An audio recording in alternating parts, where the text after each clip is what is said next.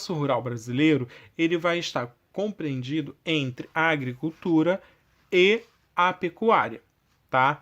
Então, a agricultura e a pecuária vai formar uma nomenclatura chamada agropecuária. A agropecuária, ela vai fornecer os alimentos que podemos consumir diretamente, tá?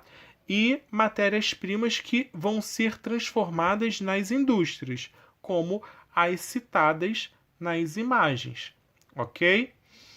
O espaço rural brasileiro, ele vai ter as propriedades rurais que são chamadas de minifúndios, que são pequenas propriedades ou médias,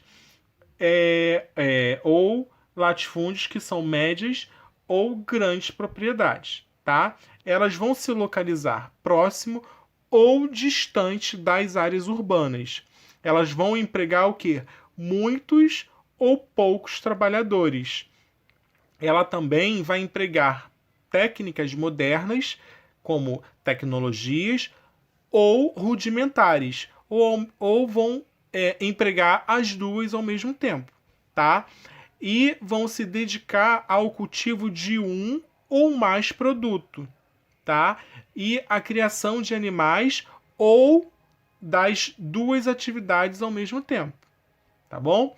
Então, os latifúndios, eles estão compreendidos que estão acima de 1.000 hectares e os minifúndios até 10 hectares, tá? Então, as causas de concentração fundiária no Brasil.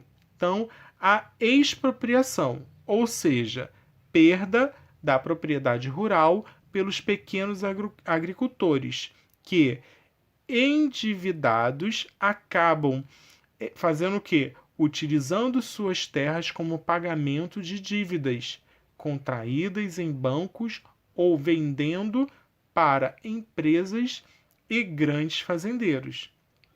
A segunda causa de concentração de terra é a mecanização. Quando mecaniza-se a lavoura, a mão de obra ela é substituída pela máquina, tá? A mão de obra humana, ela é substituída pela máquina, tá? Então, a automação, ela entra no campo. E aí, a partir de 1950, a gente tem dentro do espaço rural o que a gente chama de Revolução Verde, ok? E a terceira é o Estatuto do Trabalhador Rural, que desde 1963 estabeleceu os mesmos benefícios trabalhistas dos trabalhadores urbanos, o salário mínimo e 13º, férias remuneradas, entre outros. Então, esses fatores vão contribuir para quê? Para que milhões de pessoas comecem a deixar o campo em busca de melhores condições de vida na cidade. E isso aí a gente chama de, quando a pessoa sai do campo para a cidade, de êxodo rural, tá? Então vamos lá. Agropecuária. A agropecuária, o sistema agropecuário, ele pode ser extensivo, tá? Ou intensivo. Como assim extensivo e intensivo? O extensivo, ele vai utilizar o quê? Técnicas rudimentares sem o uso de quê? De inovações tecnológicas. E o intensivo, ele vai utilizar o quê? Utiliza técnicas modernas e apresenta elevados índices de produtividade, tá? Então, o sistema agropecuário ele pode ser intensivo e extensivo, ok? A agropecuária intensiva. A alta produtividade desse sistema deriva do uso de sistemas de irrigação das máquinas, medicamentos, vacina e outros, como adubos, rações, sementes que são selecionadas, né? E aí essas sementes são conhecidas também como transgênicas, fertilizantes, agrotóxicos e empregados mais qualificados. A pecuária extensiva, nessa prática, o gado ele é criado solto no pasto, tá? Esse pasto ele é natural ou cultivado e não possui o quê? Investimentos e tem baixa produtividade, tá bom? Então, grande parte dessa criação é destinada para o quê? Para o corte, tá bom? E a pecuária intensiva. Nessa prática, o gado ele é confinado com grande número de cabeças de gado por hectares e há grande investimento e tem grande produtividade. Então, grande parte da criação destinada para o corte, como a gente já falou, e essa prática também é comum em países ricos e em desenvolvimento. A pecuária a pecuária é a criação de determinados rebanhos, né? E pode se desenvolver em dois sistemas, o extensivo e o intensivo. O sistema extensivo. O gado é criado solto no pasto, como a gente já falou, e existe muita terra. E o intensivo, o gado, ele é confinado em estábulos, tá? E agora a gente vai falar sobre os transgênicos. Então, vamos lá. Quando a gente aborda o tema transgênicos, a gente vai ter os argumentos favoráveis e os argumentos que são contrários. Então, os transgênicos, eles, dentro dos argumentos favoráveis, eles podem aumentar o quê? A produção de alimentos, ele tem potencial de acabar com os problemas relativos à desnutrição, as plantações de vegetais transgênicos podem requerer menor quantidade de agrodefensivos, organismo com tolerância e pressões bióticas e abióticas, possibilidades de uso de terras improdutivas como as de alto teor de sal ou com poucos nutrientes. Esses são alguns argumentos favoráveis. Agora, os argumentos contrários falam que a produção de produtos transgênicos elas não resolveriam o que? A fome no mundo. Então, uma vez que a fome é um problema de ordem socioeconômica, política e desperdício de alimento, então a produtividade e o lucro ficam abaixo da expectativa. E os produtores de alimentos de transgênicos ficam reféns do quê? Dos fornecedores de sementes, uma vez que todos os anos, no momento do plantio, o agricultor precisa comprar novas sementes, já que elas são estéreis, tá? Então, os transgênicos, eles podem se espalhar e acabar com a biodiversidade. E os países que adotam a produção de transgênicos podem perder mercados consumidores importantes, como o europeu, que é bastante exigente. E é preciso que esse produto esteja identificado, rotulado, como vocês já devem ter visto quando vocês compram algum produto que seja transgênico, ok? E aí existe a Lei de Biossegurança, que em março de 2005 foi aprovado pelo Congresso Nacional, a Lei 11.105, ou a Lei de Biossegurança, que liberou a produção de transgênicos e transferiu toda a competência sobre as gestões relacionadas aos OGMs, tá? Para onde? Para a CTN Bio, a Comissão Técnica Nacional de Biossegurança. Ela vai estabelecer normas de segurança e mecanismos de fiscalização sobre o cultivo e armazenamento, a pesquisa, a comercialização, o consumo, a liberação no meio ambiente e descarte dentro do organismo geneticamente modificado. Então, seus derivados e utilização de células troncos para fins de pesquisa e terapia. E vai estimular o avanço científico na área de biossegurança e biotecnologia e proteção à vida e à saúde humana, animal e vegetal, e a observância do que? Do princípio da precaução para a proteção do ambiente. E a estrutura fundiária brasileira. A estrutura fundiária brasileira ela vai corresponder ao modo como as propriedades rurais estão dispersas pelos seus territórios, pelos seus respectivos tamanhos. Então, a distribuição da terra no Brasil é produto histórico, tá? E data do período colonial, com a criação das capitanias hereditárias e seis-marias.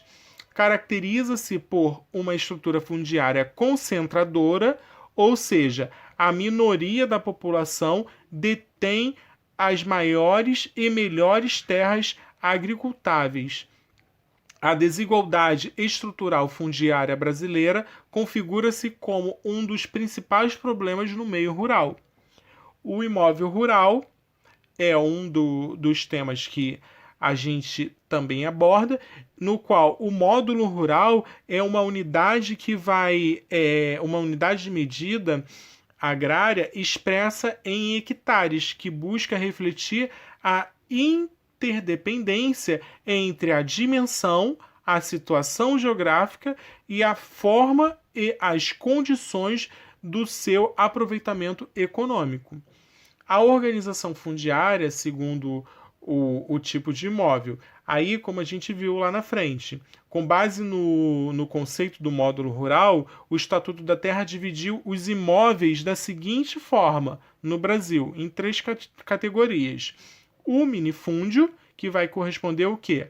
A toda propriedade inferior ao módulo fixado à região em que se localiza para o tipo de exploração que nela ocorre. Os minifúndios possuem quase sempre menos de 50 hectares de extensão, embora sua média seja de 20 hectares. A empresa rural são os imóveis exploradores de forma econômica e nacional, com uma área que, no máximo, chega a 600 módulos rurais, e a área média dessas empresas rurais é de 221 hectares. O latifúndio de exportação, que é o imóvel que, tendo as dimensões equivalentes de 1 a 600 módulos, seja mantido inexplorado, sem relação às possibilidades físicas, econômicas e sociais do meio, com fins especulativos, ou seja, deficiente ou inadequadamente explorado. E o latifúndio por dimensão, que são os imóveis explorados ou não de forma econômica e racional. Uma área que no máximo chega a 600 módulos rurais, possui dimensão superior a 600 módulos. E aí a gente vai ver um pouco sobre a reforma agrária. Um dos grandes problemas agrários do Brasil é a sua estrutura fundiária. De um lado, um pequeno número de grandes proprietários de terras, os latifundiários, que monopolizam a maior parte das propriedades rurais. No outro extremo, milhões de pequenos proprietários que possuem uma área extremamente pequena, os minifúndios, insuficiente para permitir-lhes uma vida decente e com boa alimentação. A reforma agrária é vista como um caminho para melhorar as relações de trabalho, minimizar os conflitos no meio rural e a desigualdade social. A reforma agrária não é mera redistribuição de terra. Trata-se de um processo amplo de mudança que passa pelo campo político, social, técnico e econômico. Consiste na adoção de medidas para melhorar a distribuição da terra, promovendo a justiça, criando melhores condições de vida para o trabalhador rural e elevando a produção e a produtividade agropastoris. Deve incluir ao meio técnico infraestrutura, sistemas de armazenamento e transporte, garantia, preços mínimos, créditos e crédito ao pequeno agricultor e orientação para a criação de cooperativas e de pequenas agroindústrias. Para corrigir essa distorção, nas últimas décadas, vem sendo desenvolvido o sistema de reforma agrária, embora lento, já tem demonstrado bons resultados. A luta pela terra no Brasil teve destaque com as ligas camponesas nas décadas de 50 e 60, em Pernambuco, e foram extintas em 64. Os trabalhadores rurais organizaram o que existe hoje, o movimento dos trabalhadores rurais sem terra. Este vai pressionar o quê? O governo por meio de manifestações e ocupações para conseguir acelerar a reforma agrária e garantir o acesso à terra para milhares de trabalhadores rurais. E a relação do trabalho no campo, tá? Dentro do campo existem algumas formas de trabalho, como o parceiro, o camponês, o arrendatário, o boia-fria ou corumba, o assalariado permanente, o poceiro, o grileiro, o jagunço e semi-escravidão. Então, a gente vai ficar com os parceiros, os arrendatários, o boia-fria, tá? Vamos falar esses três primeiros. Então, o parceiro acontece da seguinte forma: o pagamento é realizado em espécie pelo uso da terra por meio de cotas estipuladas entre o parceiro e o proprietário. O arrendatário, o trabalhador que aluga a terra, tá? O trabalhador vai alugar a terra de um proprietário mediante ao pagamento em espécie, em produtos ou na prestação de serviços para produzir. O boia-fria é uma das características do trabalho agrícola. Uma das características do trabalho agrícola é a sazonalidade. Isto é, há mais trabalho em determinados estágios do cultivo, como o plantio e a colheita. Muitos trabalhadores são contratados apenas para esse período. Então, esses são chamados de boia-fria, que tem trabalhos temporários, tá? O poceiro é a pessoa que vai ocupar as terras devolutas, que são terras públicas ou particulares, mas não possui o quê? O título de propriedade, tá bom? E aí, depois de certo tempo, ele pode requerer o título da propriedade pela lei de uso capião. O grileiro, que é o latifundiário, que expande suas terras falsificando títulos de posse em conluio com órgãos oficiais, invade terra do governo, terras indígenas e de poceiros, entre outros, tá? E aí a gente, dentro do espaço rural brasileiro, a gente tem alguns problemas ambientais. Por quê?